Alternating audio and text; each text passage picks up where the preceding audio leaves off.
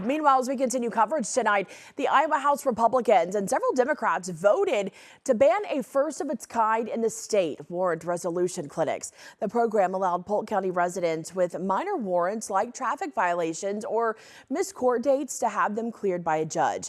That would be in exchange for meeting the terms of the punishment, like paying a fine.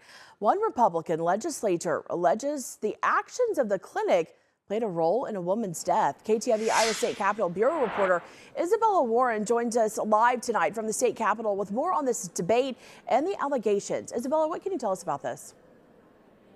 Yeah, Republican Representative Steve Holt of Denison says the bill debated this afternoon would prevent criminals from getting what he calls a get-out-of-jail-free card. Now, here's what triggered his interest in this. Last month, Polk County held a clinic and cleared an outstanding warrant for a woman. About a week later, authorities say that woman killed another woman. Holt says that should have never happened, as she had several other violent acts over multiple years, and she should have never received assistance from the warrant resolution clinic with another alleged minor offense. Suddenly, the unlawful behavior is no longer the problem. The warrant is the problem. In this backwards logic, the previous victims are forgotten and the perpetrators are treated as the true victims. This creates a perverse incentive.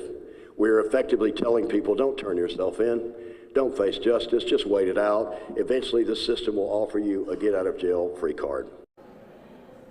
Cedar Rapids Democrat Angel Ramirez tried to convince lawmakers not to ban the warrant resolution clinics, but instead to change who is allowed to participate. That amendment did not pass.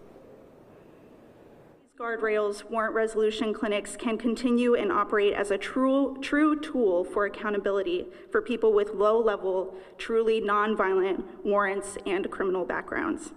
They help, at its best, these clinics help people reschedule missed court dates, enter repayment plans for court debt, and get back into compliance with the law.